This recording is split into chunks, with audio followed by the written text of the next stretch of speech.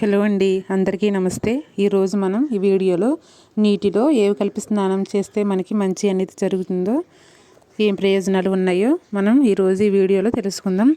ముందుగా వీడియోలోకి వెళ్ళే ముందు మా ఛానల్ని లైక్ చేయండి, షేర్ చేయండి, సబ్స్క్రైబ్ చేసుకోండి. ఇలాంటి వీడియోలు మీకు మేము అందిస్తాము. చాలామంది ప్రతిరోజు స్నానం చేస్తారు. అయితే స్నానం ఏ సమయంలో చేయాలి, ఎలా స్నానం చేస్తే అదృష్టం పెరిగి సంపదలు చేకూరుతాయి అనే ఆసక్తికరమైన విషయాలను మనం ఈ వీడియోలో తెలుసుకుందాం. కొందరు కొన్ని విశ్వాసాలను అత్యంత ప్రాధాన్యత ఇస్తారు. ప్రతి ఒక్కరూ కుటుంబ క్షేమం కోసం పూజలు చేస్తూ ఉంటారు. ప్రతి ఒక్కరూ అదృష్టాన్ని, మంచిని కోరుకుంటారు.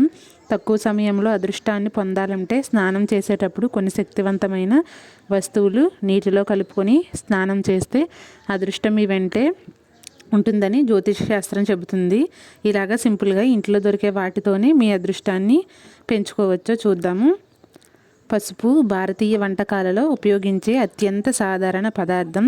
భగవంతుడిని ఆరాధించడం దగ్గర నుంచి జలుబు తగ్గించే వరకు అన్ని విధాలుగా ఉపయోగపడుతుంది. జ్యోతిష్య శాస్త్రం ప్రకారం స్నానం చేసే నీటిలో పసుపు వేసుకొని స్నానం చేయటం వల్ల అదృష్టం, శ్రేయస్సు లభిస్తుందని నమ్ముతారు. పసుపులో శుద్ధి చేసే లక్షణాలు ఉన్నాయి. పసుపు శరీరం నుండి ప్రతికూల శక్తులను తొలగిస్తుందని నమ్ముతారు. ఇలా చేస్తే ఆరోగ్యంతో పాటు అదృష్టం కూడా మీ వెంటే ఉంటుంది. జ్యోతిష్య శాస్త్రం ప్రకారం గులాబీ రేకులు ఆనందానికి మరియు సంపదలకు గుర్తు. సంపదలకు దేవత అయిన లక్ష్మీదేవికి ఎర్ర గులాబీ పువ్వులు అంటే చాలా ఇష్టం. కాబట్టి స్నానం చేసే నీటిలో గులాబీ రేకులను వేసుకుని స్నానం చేయటం వల్ల లక్ష్మీదేవి అనుగ్రహంతో సంపదలు వరిస్తాయి. అలాగే ఒత్తిడిని తగ్గించి మానసిక స్థితిని మెరుగుపరుస్తుంది. మనసుకు హాయిని, ప్రశాంతతని సమకూరుస్తుంది. సోమవారం శివుడికి అంకితం చేయబడింది కాబట్టి ఈరోజు మనం చేసే ప్రతి పనిలో శివానుగ్రహం కలగాలి అంటే ప్రతి సోమవారం స్నానం చేసే నీటిలో గంధం వేసుకొని స్నానం చేస్తే శివుని అనుగ్రహం మనపై ఎల్లవేళలా ఉంటుంది. అలాగే గంధం అనేది శరీరానికి చాలా చల్లదనాన్ని ఇస్తుంది. చాలామంది జాతకంలో దోషాలు ఉండటం వల్ల ఎన్నో ఇబ్బందులను ఎదుర్కొంటూ ఉంటారు. ఇలాంటి వారు గురువారం రోజున స్నానం చేసే నీటిలో గరిక వేసుకొని స్నానం చేస్తే జాతకంలో ఉండే శని దోషాలన్నీ తొలగిపోయి సుఖ సంతోషాలతో జీవిస్తారు. అలాగే 2 లవంగాలను నీటిలో వేసుకొని స్నానం చేస్తే మనపై ఉన్న చెడు దృష్టి అంతా తొలగిపోతుంది. తద్వారా మనపై చెడు దృష్టి ఉండదు, అంటే నరదృష్టి అండి.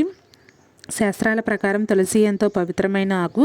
తులసి చెట్టులో సకల దేవతలు కొలువై ఉంటారని ప్రతీతి. ఎంతో పవిత్రమైన ఈ తులసి ఆకులకు ఔషధ గుణాలు కూడా పుష్కలంగా ఉన్నాయి. స్నానం చేసే నీటిలో 2 తులసి ఆకులు వేసుకొని స్నానం చేస్తే మన చుట్టూ ఉన్న నెగిటివ్ ఎనర్జీ పోయి పాజిటివ్ ఎనర్జీ బాగా పెరుగుతుంది. దీనివల్ల మనం చేసే ప్రతి పనిలో ఆటంకాలు లేకుండా ఉంటాయి. అలాగే చేసే ప్రతి పనిలో అదృష్టాన్ని, అలాగే విజయాన్ని ఇస్తుంది. ఇలా స్నానం చేసేటప్పుడు పూజ చేసే తులసి ఆకులను ఉపయోగించకూడదనే విషయాన్ని మాత్రం గుర్తుంచుకోండి. ప్రతిరోజు స్నానం చేసే నీటిలో తమలపాకులు వేసుకొని స్నానం చేయటం వల్ల గౌరవ ప్రతిష్టలు పెరుగుతాయి. సమాజంలో కీర్తి, అలాగే పలుకుబడి పెరుగుతుంది. సముద్రంలో దొరికే రాళ్ల ఉప్పు అదృష్టానికి, ఐశ్వర్యానికి గుర్తు. ఎందుకంటే లక్ష్మీదేవి సముద్ర గర్భం నుండి జన్మించింది కాబట్టి లక్ష్మీదేవికి రాళ్ల ఉప్పు అంటే చాలా ఇష్టం. స్నానం చేసే నీటిలో పిటికెడు రాళ్ల ఉప్పు వేసుకొని స్నానం చేస్తే డబ్బు, కష్టాలు ఉండవు. అలాగే ఎప్పుడైనా సరే మీరు ఉప్పు అనేది తీసుకురావాలి అంటే శుక్రవారం పూట తీసుకురండి. ఇలా తీసుకువచ్చినట్లయితే లక్ష్మీదేవిని మన ఇంటికి ఆహ్వానించినట్లు అవుతుంది. జ్యోతిష్ శాస్త్రం ప్రకారం ప్రతిరోజు స్నానం చేసే నీటిలో నువ్వులను కలుపుకొని స్నానం చేస్తే శుభం కలుగుతుంది. దీని ద్వారా పేదరికం పోయి ఆరోగ్యం కూడా బాగుంటుంది. చాలామంది స్నానం చేసిన తర్వాత బకెట్లో కొన్ని నీళ్లను వదిలిపెట్టి వస్తూ ఉంటారు. అలా బకెట్లో నీళ్లను వదిలిపెట్టకూడదండి. ఆ మిగిలిన నీటితో మరెవరైనా స్నానం చేస్తే ఆ వ్యక్తి జీవితంపై ప్రభావాన్ని చూపుతుంది. మనం చేసే సమయానికి గొప్ప ప్రాముఖ్యత ఉంటుందట. ఆయుర్వేదం ప్రకారం సూర్యోదయాన్ని ముందు అంటే ఉదయం 6 గంటల లోపే స్నానం చేయాలి, లేదా సూర్యాస్తమయానికి ముందు అంటే సాయంత్రం 6 గంటల లోపు మాత్రమే స్నానం చేయాలి. ఎందుకంటే ఈ సమయంలో మన శరీరంలో పునర్జీవన కార్యక్రమాలు చురుగ్గా ఉంటాయి. సాంప్రదాయం ప్రకారం స్నానం చేసినప్పుడు శరీరంతో పాటు మనసును కూడా పునర్జీవింప చేస్తుంది. ఈ సమయంలో స్నానం చేస్తే మంచి ఆరోగ్యం, అలాగే ఏకాగ్రత, మనసుకు ప్రశాంతత అనేవి పెరుగుతాయి. మిట్ట మధ్యాహ్నం స్నానం చేస్తే అనారోగ్య సమస్యలు ఎక్కువగా వస్తాయండి. కాబట్టి మధ్యాహ్న సమయంలో ఎట్టి పరిస్థితుల్లోనూ స్నానం చేయకండి. ఉదయం 5 గంటల నుంచి 6 గంటల మధ్యలో స్నానం చేస్తే దాన్ని దేవతల స్నానం అని కూడా అంటారు. ఈ సమయంలో స్నానం చేయడం వల్ల కీర్తి, శ్రేయస్సు, మానసిక ప్రశాంతత, సౌకర్యవంతమైన జీవితం లభిస్తుందని శాస్త్రం చెబుతోంది. ఉదయం 6 నుంచి 8 గంటల మధ్యలో స్నానం చేస్తే అది సాధారణ మనుషుల స్థానం. ఈ సమయంలో స్నానం చేయడం వల్ల మానవుల అదృష్టం పెరుగుతుందని ధర్మశాస్త్రంలో వివరించబడింది. అలాగే ఉదయం 8 గంటల తర్వాత స్నానం రాక్షసారంగా పరిగణిస్తారు. కాబట్టి మీకు కుదిరితే 8 గంటల లోపు స్నానం చేయండి.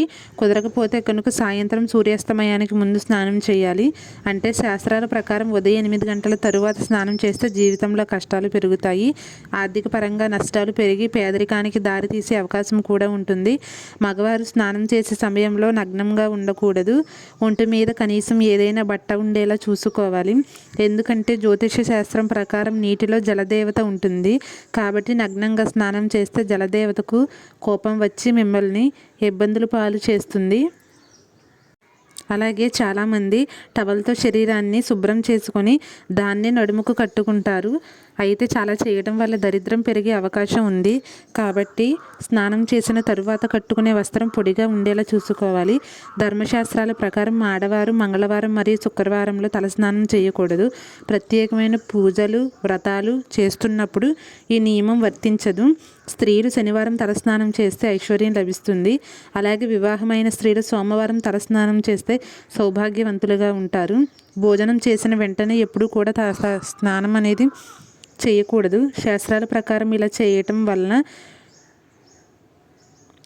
తప్పు. భోజనం చేయగానే స్నానం చేస్తే అది దరిద్రానికి సంకేతం. ఇది ఆరోగ్యపరంగా కూడా మంచి అలవాటు కాదు. కాబట్టి భోజనానికి ముందే మాత్రం స్నానం చేయాలి. థ్యాంక్ యూ అండి. వీడియో కానీ మీకు నచ్చితే లైక్ చేయండి, షేర్ చేయండి, సబ్స్క్రైబ్ చేసుకోండి మా ఛానల్ని. Thank you.